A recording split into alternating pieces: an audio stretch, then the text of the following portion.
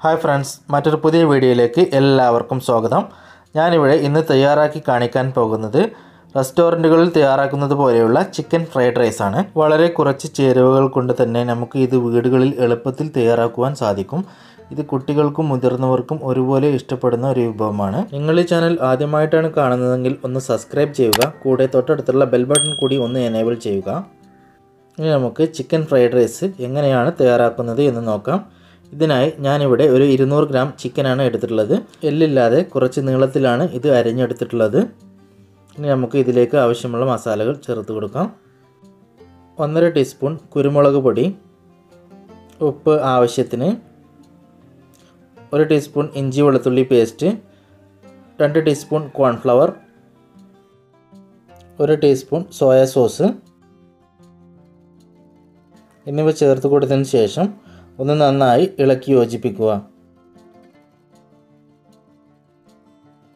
നന്നായി ഇളക്കി യോജിപ്പിച്ച ശേഷം ഒരു 15 മിനിറ്റ് ഇത് റെസ്റ്റ് ചെയ്യാൻ വെക്കുക.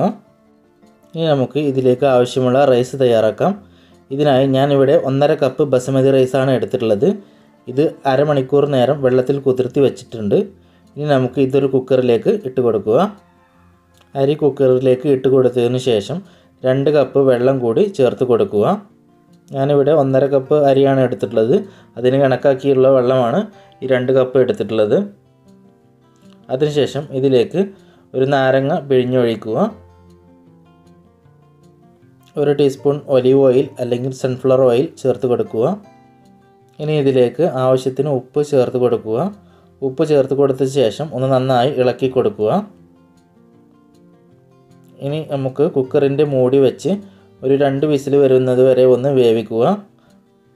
ഈ ചോറ് റെഡി ആവുന്ന സമയം കൊണ്ട് നേരത്തെ മസാല പുരട്ടി വെച്ചിരിക്കുന്ന ചിക്കൻ ഒന്ന് ഫ്രൈ ചെയ്തെടുക്കാം. ഇതിനായി ഒരു പാനിലേക്ക് എണ്ണ ഒഴിച്ചിട്ടുണ്ട്. അത് ചൂടായി വരുമ്പോൾ അതിലേക്ക് നേരത്തെ മസാല പുരട്ടി വെച്ചിരുന്ന ചിക്കൻ കഷ്ണങ്ങൾ ഓരോന്നായി ഇട്ട് കൊടുക്കുക.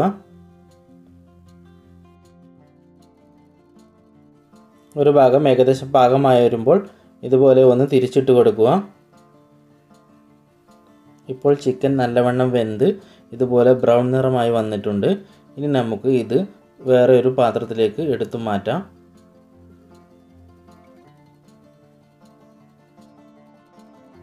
എല്ലാം കൂടി മിക്സ് ചെയ്തതിന് വേണ്ടി ഒരു പാത്രത്തിലേക്ക് 2-3 ടീസ്പൂൺ ഒലിവ് ഓയിൽ അല്ലെങ്കിൽ സൺഫ്ലവർ ഓയിൽ ഒഴിച്ച് കൊടുക്കുക.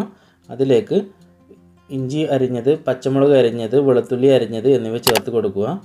അതിനുശേഷം അത് എണ്ണയിൽ ഒന്ന് നന്നായി വഴറ്റിയെടുക്കുക. ഇതൊന്ന് വഴന്ന് വരുമ്പോൾ ഇതിലേക്ക് ക്യാരറ്റ് ചെറുതായി അരിഞ്ഞത്, ക്യാപ്സിക്കം ചെറുതായി അരിഞ്ഞത്, സ്പ്രിംഗ് ഓനിയൻ ചെറുതായി അരിഞ്ഞത് എന്നിവ ചേർത്ത് കൊടുക്കുക. അതിനുശേഷം ഇതൊന്ന് നന്നായി എണ്ണയിൽ വഴറ്റിയെടുക്കുക. ഇനി നമുക്ക് ഇതിലേക്ക് ആവശ്യമുള്ളത് ഒരു കോഴിമുട്ടയാണ്. ഇതിലേക്ക് ഒരു പിഞ്ച് ഉപ്പ് ചേർത്ത് ഇതുപോലെ ഒന്ന് അടിച്ചെടുക്കുക. അതിനുശേഷം ഇതുപോലെ തവി കൊണ്ട് ഈ പച്ചക്കറികൾ ഒരു സൈഡിലേക്ക് മാറ്റി വെക്കുക.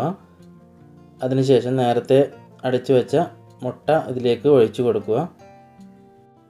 മുട്ട ഒന്ന് കട്ടിയായി വരുമ്പോൾ ഇതുപോലെ തവി കൊണ്ട് ഒന്ന് ഇളക്കി കൊടുക്കുക.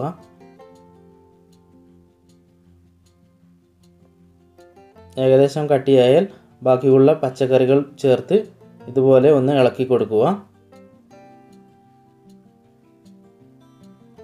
ഇനി ഇതിലേക്ക് 2 teaspoon soya sauce, 1 teaspoon chilli sauce എന്നിവ ചേർത്ത് കൊടുക്കുക. അതിനുശേഷം വീണ്ടും ഒന്ന് നന്നായി ഇളക്കി യോജിപ്പിക്കുക.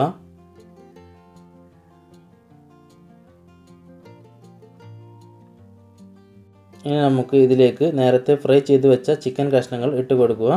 അതിനുശേഷം വീണ്ടും ഒന്ന് നന്നായി ഇളക്കി യോജിപ്പിക്കുക. നന്നായി ഇളക്കി യോജിപ്പിച്ച ശേഷം നേരത്തെ തയ്യാറാക്കി വെച്ചിരിക്കുന്ന റൈസ് ഇതിലേക്ക് ഇട്ട് കൊടുക്കുക.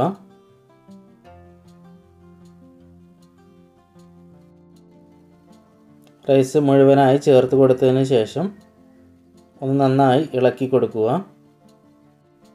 ചിക്കൻ വേവിച്ചപ്പോഴും ചോറിലും ഒക്കെ അത്യാവശ്യം ഉപ്പുള്ളത് കൊണ്ട് നമ്മൾ ഉപ്പ് വീണ്ടും ചേർത്ത് കൊടുത്തിട്ടില്ല. ഉപ്പ് കൂടുതൽ ആവശ്യമുള്ളവർ ചോറ് ചേർക്കുന്നതിന് മുന്നേ കുറേശ്ശെ ചേർത്ത് കൊടുക്കുക. ഇപ്പോൾ നമ്മുടെ ചിക്കൻ ഫ്രൈഡ് റൈസ് ഇവിടെ റെഡി ആയിട്ടുണ്ട്. വളരെ ടേസ്റ്റി ആയിട്ടുള്ള ഒരു വിഭവമാണ്. എല്ലാവരും ചെയ്ത് നോക്കണം. നിങ്ങളുടെ അഭിപ്രായങ്ങളും നിർദ്ദേശങ്ങളും കമൻറ്റ് ചെയ്യുക. നിങ്ങൾ ഈ ചാനൽ ഇതുവരെ സബ്സ്ക്രൈബ് ചെയ്തിട്ടില്ലെങ്കിൽ ഒന്ന് സബ്സ്ക്രൈബ് ചെയ്യുക. കൂടെ തൊട്ടടുത്തുള്ള ബെൽ ബട്ടൺ കൂടി ഒന്ന് എനേബിൾ ചെയ്യുക.